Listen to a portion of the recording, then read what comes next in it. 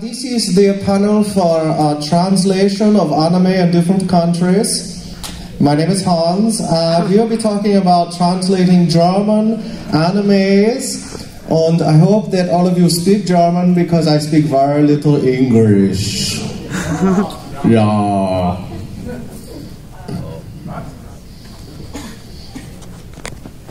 How you guys doing? You having a good con? Yeah, cool. WineCon 2012. Yeah, it's cool. We've got all the anime fans in here. All 30 of you. Aren't we special? Yeah. See, I started out in as a comic book artist. So this kind of con really it thrills me, to see, the actual comic book artists like Neil Adams and stuff, I took a picture of him drawing. Just trying to be creepy. I like your stuff. We still have about 6 minutes. So anybody have any questions that are not related to anything I do? No? Okay. Because I don't want to kill any time. Actually, it's only a 45-minute panel, though. So if you guys have something that you brought that you need me to sign that you didn't get signed or whatever, I will give you like the last 10, 15 minutes to sign stuff too, just for coming to the panel, making your way through the myriad of choices that you have at this massive con.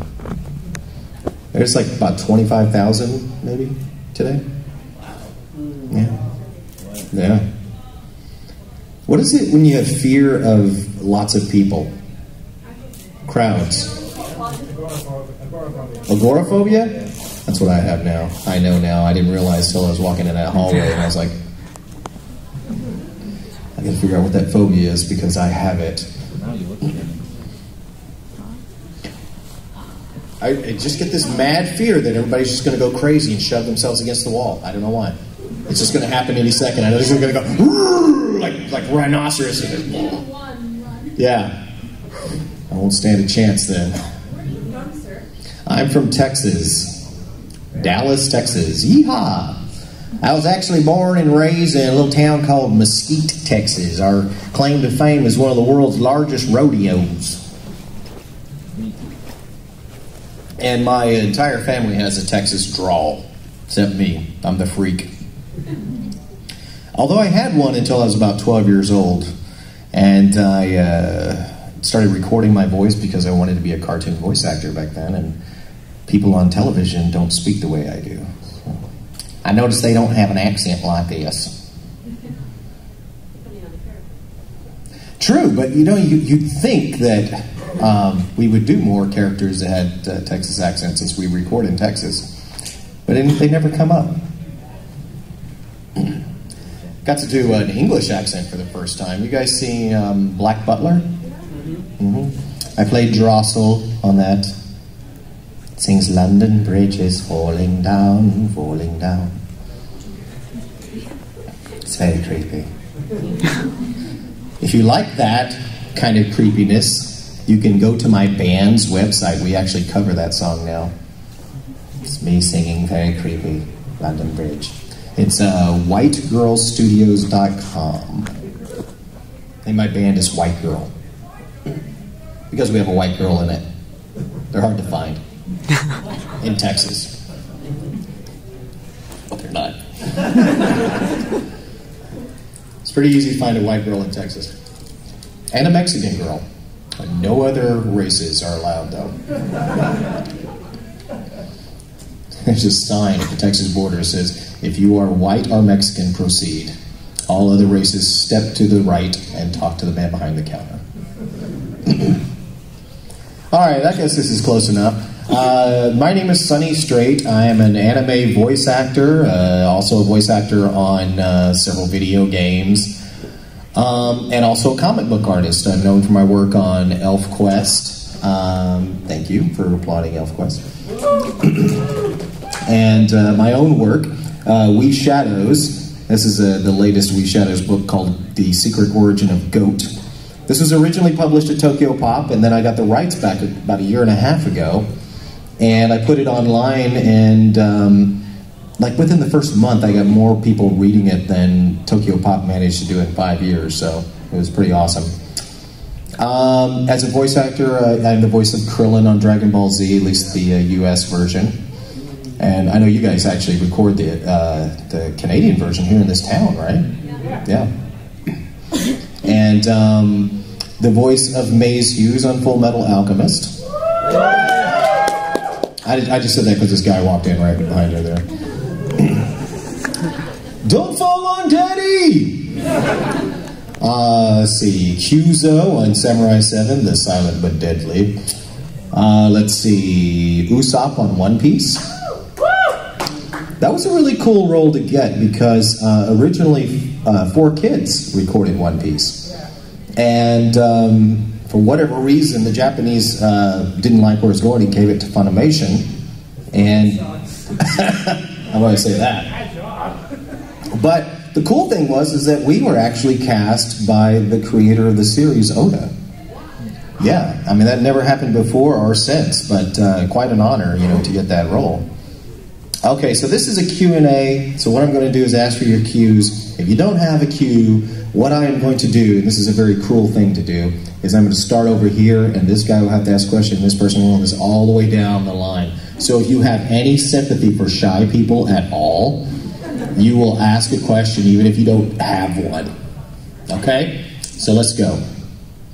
Yes? How long have you been voice acting for? 14, almost 15 years now. Yeah. I started with Dragon Ball Z. And you guys will have to excuse my... I lost my voice recording this week. Yeah. What is the favorite character you played? I know it sounds cheesy to say this, but it's usually whatever character I'm doing now. And you're like, yeah, that does sound cheesy. Give me a real answer. But it's true, though, because you put so much of yourself into what you're doing. But if I had to pick like 3, I would say, let's say 5. Krillin, Maes Hughes, Usopp, Lupin the Third. Who else? Oh, Drossel. I love doing Drossel. That was cool. Although I love doing Mizuzu on Ouran High School. You guys know who that is? Yeah. The ugly drag queen. The one that gives out refresher points. That was a fun part to do. It only took a week to do it, I think. Did that answer your question? Yeah. Okay. Do we have any more questions before we go to the shy people?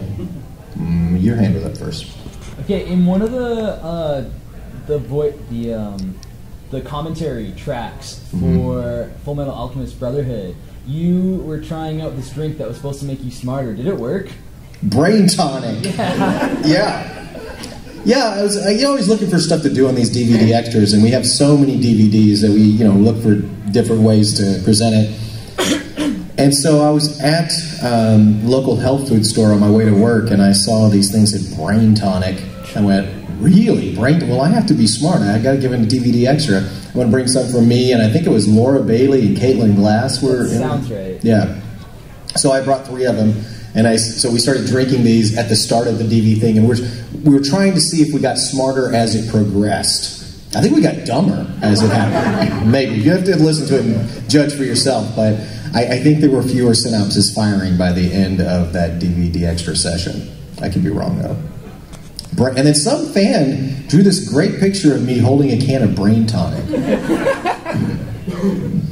Like I'm the spokesperson for Brain Tonic. Yeah? When you were originally doing Voice for Krillin, did you ever hear the Ocean Dog version of Krillin? Oh, yeah. We actually had to originally base our voices on what Ocean Group did because they'd already done the first season. And we've re-recorded over their session in the United States now, so a lot of people don't even know that it existed in the U.S. But Terry Clausen was the original Krillin. And if I can remember, I think I got the part because I could sound just like him, but now I have trouble remembering what it sounded like. I think it was something like this. Hey, Goku, wait up, you guys! Something like that. But the first week I got it, the director at the time was a guy named Barry Watson. And he's a Texan, good old boy from Texas. I don't know if he's ever even directed a cartoon in his life, but He was like, you know, that sounds just like Terry Clausen. I went, well, thanks. That's why they cast me. He goes, yeah, but I can't stand that voice. I went, what? And he was like, yeah, can you do something different? I went, well, what do you want? And he goes, well, you know, Krillin is a midget, but he's also the world's strongest human being. And I said, you want like a tough midget? He goes, yeah, tough midget. Well, Popeye the Sailor has always been my favorite character of any genre. So I said, what about like Popeye on helium? You know, what will that sound like? I don't know, something like this. Come on, guys, let's go. And he went, oh yeah, use that. So I was actually the first person that got to do the voice any way I wanted to. I didn't have to actually base it on the original Canadian version. Because if you listen, especially to the first season, you can hear everybody from Funimation doing their best to match the Ocean group, except Krillin, who sounds like a little Popeye on helium. But then, by the time we got into the second and third seasons, you could tell that the other actors just made it their own too. They went way left, you know, they wanted to do it the way they wanted to do it. But luckily, I did not have such stipulations. Any other questions? Yes? What's the funniest thing that's happened to you? On what? The funniest thing that ever happened was when I was directing. And I was directing Sean Schimmel, who plays Goku in the US version of Dragon Ball Z. But I was directing him in a Lupin movie, and he was playing a villain. And he was, how do I say this delicately? He was farting in the booth all day long. And he was like, you do not want to come in here. And I'm like, keep that door closed. All day long. Back then we recorded in these like phone booth size booths. And I remember there was a vent in the back of it, and he was trying to get some air. He was going, but to his credit, when he finished, he shut the door really quick so nobody had to share, right? And I went on break, and I got back in the booth, and it was Laura Bailey's turn to come and record, and I had forgotten what had been going on in that booth. So I said, okay, Laurie, today that you're going to play a character and I hear, I went, what? What's wrong? She goes, what is that smell? And I went, oh my God, get out! Abort! Abort! And she's running out going, what was that? I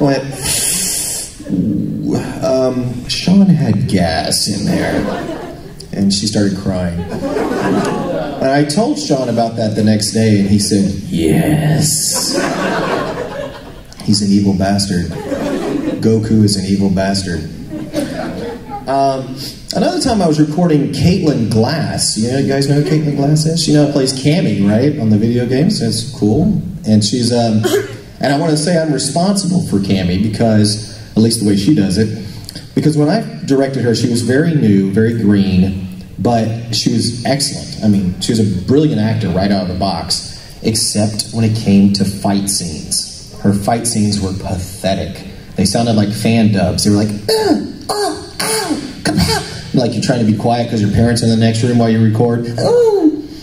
I mean, it's kind of sexual, but not really, you know, what we needed for the scene.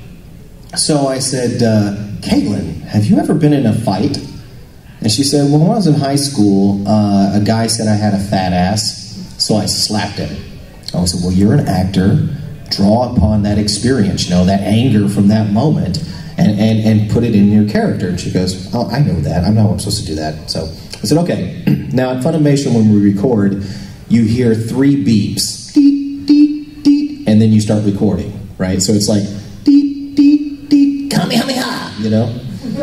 And so she's in the booth, and she's getting ready to record, and she's, you know, draw upon this experience or whatever, and it's a fight scene, and she hears, deet, deet, deet, fat ass, and she just goes, wah, wah, wah, wah, just starts kicking ass. So, I like to say I'm responsible for Cammy's performance today, because without me, she would not know how to kick ass. And she doesn't have a fat ass at all. I mean, just as a sidebar. Not that I've seen. I haven't seen her in a couple of months, though. She's been married, so who knows. What was your question? any genre. Yeah.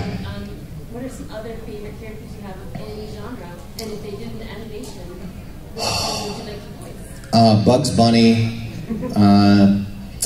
Let's see, Daffy Duck. I love all those old Warner Brothers characters. And I love the old Popeye cartoons. And also a lot of the things you guys don't remember.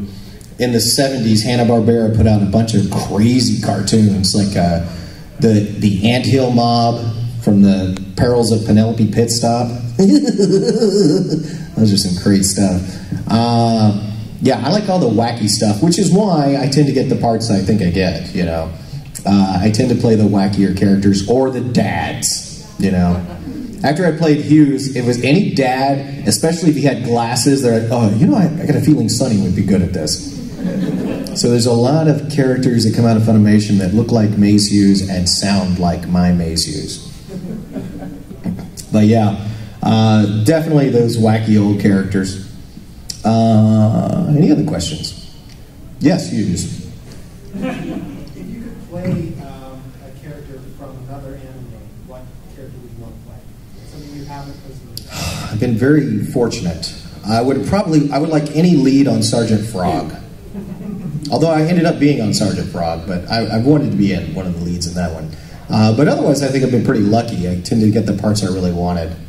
I met Speed Racer. I met him like a year before he died in Toronto. And when I was a kid, I loved Speed Racer. And you know, the Mach 5, they didn't have Mach 5 toys back then. This is back before they even invented rope. So when I was a kid.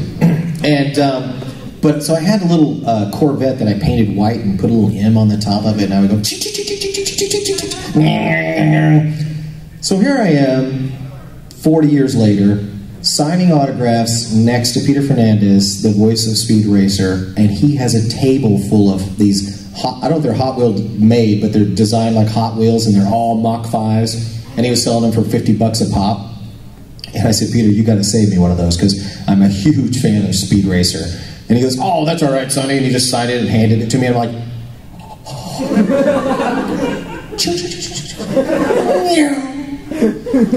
so I've got that in my studio, and his name is kind of rubbed off because I play with it too much.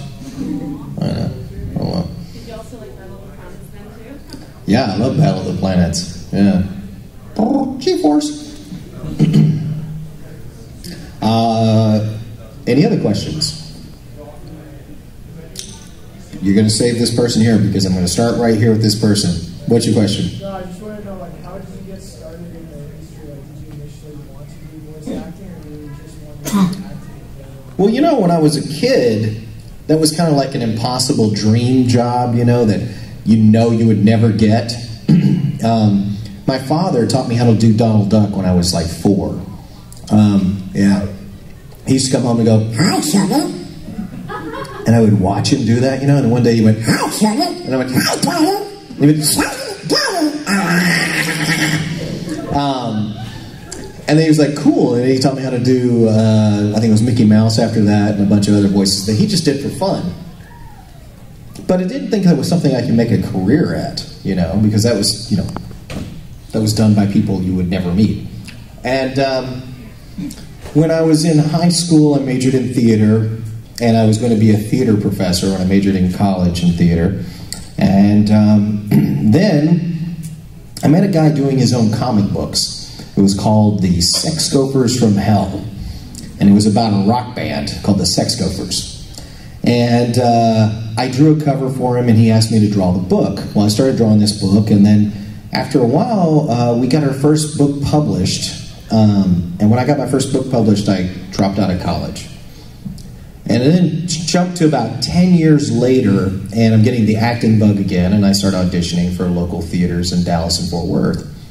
And like 2 years after that, Funimation moved to Texas. And I was like, oh wow, I always wanted to audition for a cartoon, you know. I didn't expect to get a part. And then landed the role of Krillin. Now, do you guys get Toonami here in this country? Probably not. No. Cartoon Network had a spot that was for animation, for anime called Toonami. And they had a nationwide audition for the voice of Toonami Tom, which was this robot announcer for Cartoon Network. And they asked me to audition. They liked what I did with Krillin, so I auditioned for that. And when I got that part, I realized I kind of stumbled onto a career, and that's basically how I got into it. Because, you know, at the time, I had only had Krillin, and Krillin dies a lot. So that's a part-time job, you know. I still needed to work on the side. But once I got Toonami Tom, and I believe that was $400 an hour or something for that gig, so it's pretty good. Suddenly I realized that I could focus, you know, on that. And I'd kind of given up on comics at that point. I had been published about 15 times. And then I was at Comic-Con, and I was signing in a booth next to Wendy Pini, the creator of ElfQuest. And it turns out she was a fan of Dragon Ball Z. So she started drawing pictures of our characters and giving it to us as a gift. And so I thought I would surprise her, so I drew our characters with her main character, Cutter, and gave it to her as a gift. And she hired me on the spot to draw ElfQuest. So it was like one impossible dream allowed me to have another impossible dream come true, which was to be a cartoonist. Well, it's time to wake up. Why do I have my alarm set for 7:15? Oh, guess we'll never know. Any other questions? Yes? Which character that you played do you most relate to? I relate to Maes Hughes probably the most. And second, I would say Krillin, except Krillin is like the way I was 20 years ago. I've since grown since then. I'm not such a sucker as he is. He lets women walk all over him. But I would say I'm more like Hughes, except that now my daughter is 20 years old. Although she was closer to Alicia's age when we started. But yeah. As a matter of fact, that's the one role that I was probably most typecast for, admittedly by the director, Colleen Klinkenbeard.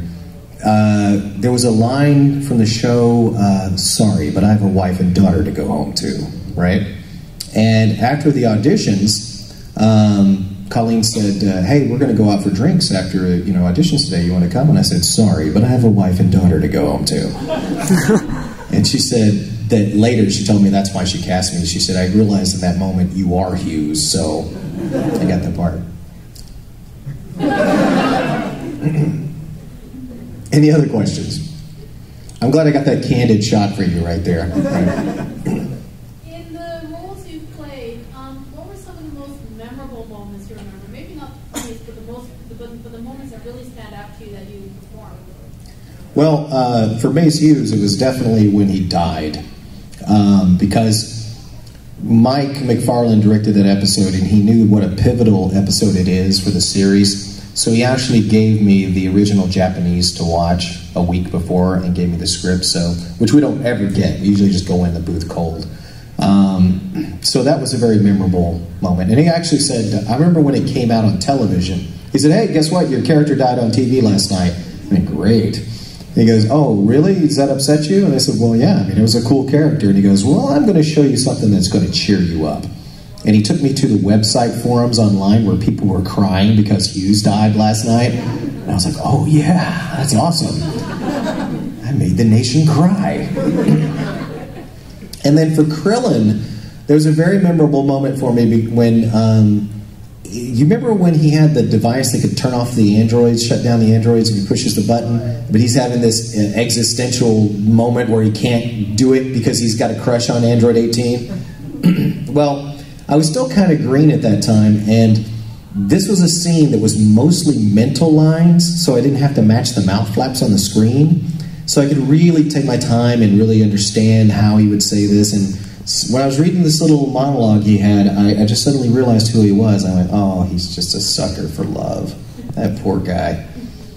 And for Usopp, this is pretty recently. We were recording in the Water 7 arch, I think, and it gets really intense, right? Especially right before he becomes the Soga King, which I don't think the Japanese has decided if we're going to call it Sniper King or Soga King yet. I hope it's Soga King too, but they're afraid people won't know it. I'm like, you don't understand. Everywhere I go, people sing the Sogeking song, you know, and we've already recorded the Sogeking song, but we recorded it 2 ways: Sniper King and Sogeking. Just whatever they're waiting on them to decide. And a lot of people think it's us that decide these things, but we don't. It's always the Japanese that decides the final thing on that. But there was a scene, and there were a lot of scenes actually where Usopp is actually crying and he's just angry and ashamed all at the same time. And this had never happened to me before in acting, but I was actually in the booth and tears actually came down my face. I was like, oh my God, I've never been this affected by a character before. So those are the more powerful moments that I've had. And I never would have thought it was from a guy that looks like a clown, you know? Out of all my characters, who knew that Usopp would have the most range, you know? I love him now. And then when he becomes a Sogeking, it's even more range. And he gets to sing. I don't have much voice left. I can barely speak right now. Sniper Island, far away. Can't do it. It's a good teaser. Lulu la la loo. All right. Any other questions? Yes. Since you're doing anecdotes, do you have any interesting anecdotes that involve your co-stars of the different series you recorded? For example, if I may, like things that they've done that was interesting or funny. Well, I told you about Sean Schimmel and Caitlin Glass. Laura Bailey, you know, I mentioned she was the victim of Sean's party booth, but she's also the biggest practical joker next to Chris Sabat. I was in Okatron 5000, which is Chris Sabat's studio, and this was back when MySpace was what everybody used, and I made the mistake of not logging out of MySpace. And when I got home, I re-logged on, and suddenly my profile picture was this 90-year-old woman in a bikini. I left it up. I wrote, Weight Watchers is working, you know. Then about 2 weeks later, I get a message from Laura Bailey saying, oh my God, that's why I love you. You left it up. And then I was like, it was you? I had no idea that was you.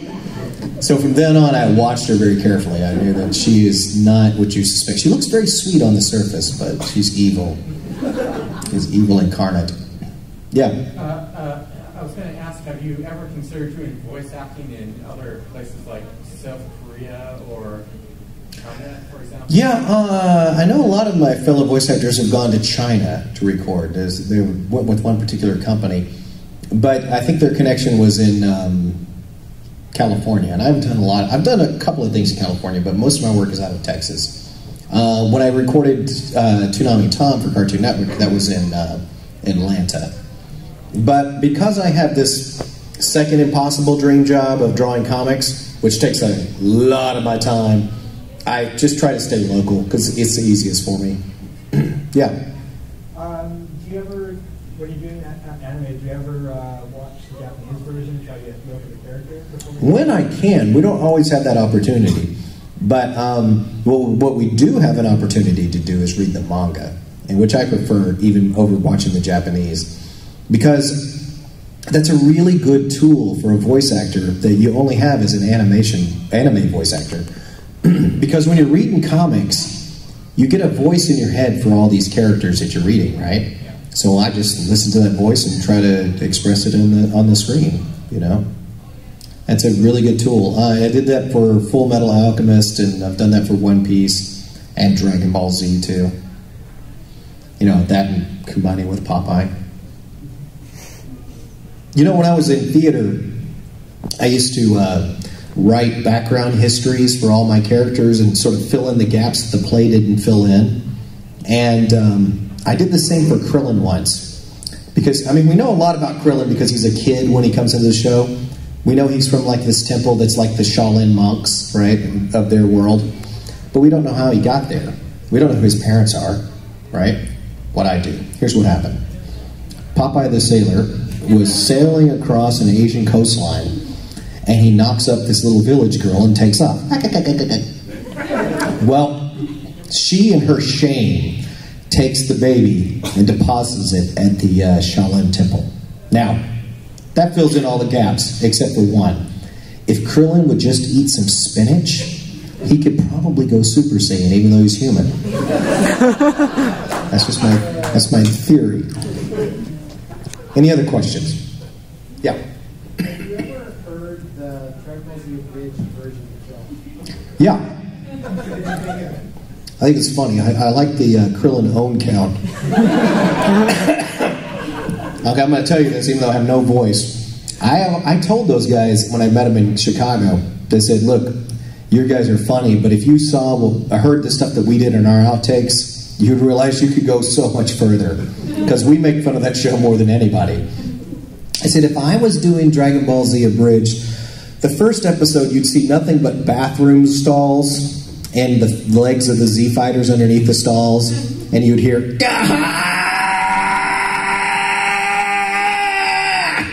like for 20 minutes, and then flushing, and that would just be episode 1, because those guys really sound like they're taking a dump. That's what I think powering up is, taking a dump. Any other questions? Yeah. Speaking of which, how exasperated do you get having to re-record all the grunts and stuff for all the video games?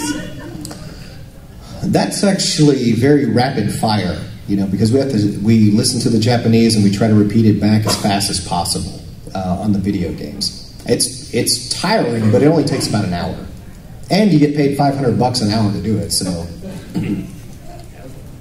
it's worth it. If Battle Royale was created into a cartoon, do you think you'd be able to rope the contract for that and do all the voice acting because you're an expert at dying, right? That's Krillin. Not just Krillin. Hughes dies twice, right? Right. Who else? Kyuzo dies. Even Toonami Tom died. The only character I do that doesn't die, who you think would die, is Usopp. That guy could take a beating, right? But yeah. I'm good at dying. I die a lot. So, because Battle Royale, there's plenty of dying and... yeah, I mean, that's the whole point of it, right? And of course, plenty of good character development, too. Sure. I would want to be the last one to die. Yeah. Or the first one, whatever. Any other questions? Yeah. As an actor, you sort of draw on certain experiences to get into your role or get into the character. And like you said, you have a lot of characters that end up dying in the end. Where do you go as an actor when you have to die? You go to places where, well, actually, I had a near-death experience when I was 19, so that's pretty easy. But maybe that's why I'm cursed to play all these characters. But also, you draw upon the most painful moments of your life. If you've ever been in a fight, or if you ever, like when I was a kid, I used to jump over ramps that I would make on my bicycle. And I remember one time I jumped, the ramp was really high, and I flipped completely upside down and landed on my back. And all the wind just came out of me. You know what it's like to die at that moment. Because at that moment, you don't care if you die or live. And that's kind of where you draw from, And then also, the cool thing about doing anime is that you're watching the scene play out. You're not just recording this from your imagination. So you can see the pain expression on his face, too. And if you can just let yourself go. I always compare anime voice acting to puppeteering, because I used to be a puppeteer, too. And it's like puppeteering, except that you're the puppet, and the animation on the screen is the puppeteer. And if you just let yourself go and be manipulated by what's happening there, you know how to make it sound. Yes? Have you done any voice acting outside of animation? I've done a couple of video games. You heard of a game called Splosion Man? Yeah. No? Yeah? Yeah, it was actually nominated Spike TV's Game of the Year. I played Splosion Man in that. There's another game that same company did called Comic Jumper. And I played this evil madman who's slightly, well, I think he's maybe mentally damaged, named Dr. Winklemeyer. And I also did the Ice Age 2 video game. It's a terrible game. But I got to do Sid the Sloth. Is there anyone who cares about Sid the Sloth? And I got the part because I could imitate him, but as soon as I got the part, it was no lines, it was just reaction, just... stuff like that. Oh well, you know, $500 is $500. Any other questions? Yes. This is a random question. What's your favorite place you've ever traveled? Well, I loved Australia and I loved New Zealand. And recently I went to New Zealand. Yeah, that's where they do the Lord of the Rings. It really looks like it too, man. You're driving down the road and like we went spelunking, and as we were driving through the caves, I was looking at the scenery and I went, "Oh my God! Everywhere you look, it looks like a shot from the Lord of the Rings." You know, it's amazing, so beautiful there. And I was talking to one other guest here. I can't remember who it was, but apparently he's from New Zealand. And he said that he had to get out of there as soon as possible because the only thing there is to do drugs. And I went, well, that's a good place for a druggie, I think, because the scenery is very beautiful. Wow. I think I saw a hobbit. And I just recently got back from England. I was at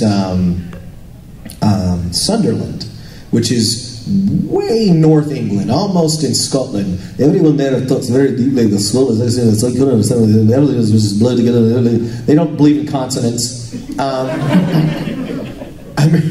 These people kept saying the same thing to me. That after I would sign something for them, they would say, "Oh, can I have 4? What? Can I have 4? I mean, can you have 4? You can have 4. Well, you can have as many as you want, man. I'm here for you." He goes, "No. Can I have 4? And I went, what in the hell is he saying? So I turned to this girl who's been interpreting for me all weekend, and she was crying. She was laughing so hard. And I went, what is it? She goes, oh no, he's saying, can I have a photo? He wants a picture of you. Is that all right? I said, yeah, you can have 4. And I'm like, you know, even if you just break it down to the words he's using in that sentence, he's still saying, can I have photo? Even people in Oklahoma use more of the English language than that. Can I have photo? Yes, you can have photo. But that was cool, though. It was brilliant. That's, as they say there, brilliant. Everything's brilliant. And legend. Oh, legend. So your favorite place is where? Is it Australia or England? Yeah, I didn't really tell you, did I? Favorite place outside the U.S.? Canada. Yeah! I know, right? Vancouver, especially. If I had to break it down between Toronto, those assholes, are Vancouver. Yeah! I'm just kidding. I love Toronto. Hockey and then you're set. You guys into hockey here? Really? Really? Canadians are into that? Surprise. Come on, you fags. Come on. Really? Hockey? No, I'm just kidding. I love hockey. It's cool. So yeah, I'm gonna stick with Canada, Vancouver, especially. Yeah, that sounds safe. Yeah.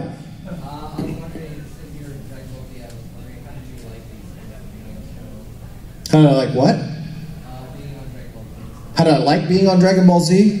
It was brilliant. It was legend. It was cool because, you know, actually I had seen Dragon Ball before I was on Dragon Ball Z. I had rented it, and I didn't even remember the name of it, but I remembered, oh, it was cool about this little kid who rode on a cloud and carried a big stick.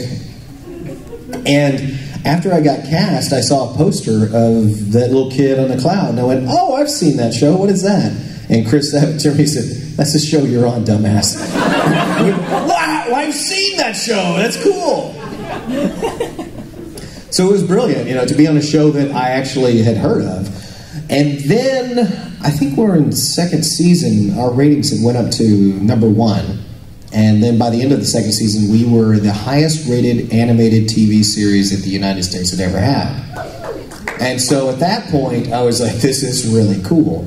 But I didn't realize how cool it was until I went to Comic-Con, and the lines, you know, for the autographs booths were just miles long. And I was like, oh, okay, I get it. This is really cool. And as I said, it opened up a lot of doors for me. I mean, I wouldn't have been published as an ElfQuest artist had it not been on Dragon Ball Z. You know, so it actually helped me achieve other dreams that I had as well. Now, I'm going to give probably like one more question, And then after that, if you guys have brought anything you want me to sign, just come up here, just form a line up here, and I will sign it for you, because just for coming to my panel, I like to do that. I know it's kind of hard to find me out of this massive con. And if you want one of my comics, they're $5, and I'd be happy to sign it for you too. So, do we have another really good question in this on? Yes? Your favorite superhero of all time? Well, that's tough. Man, why'd you ask? Comic book superhero. Yeah. American comic book superhero? Yeah, for a fact. Okay. I'm gonna have to say the Flash. I always thought the Flash was cool. And he had like supplementary powers as well as just running fast, which I loved running. I was it's hard to look at me now and realize this, but I used to be a very fast runner. I used to race kids for the lunch money when I was a kid. So I love the Flash, but also like he could vibrate and move through walls, you know, and turn invisible and stuff like that too. So yeah, it's definitely the Flash. All right, thank you guys for showing up. If you have something to sign, just come over here. Mwah.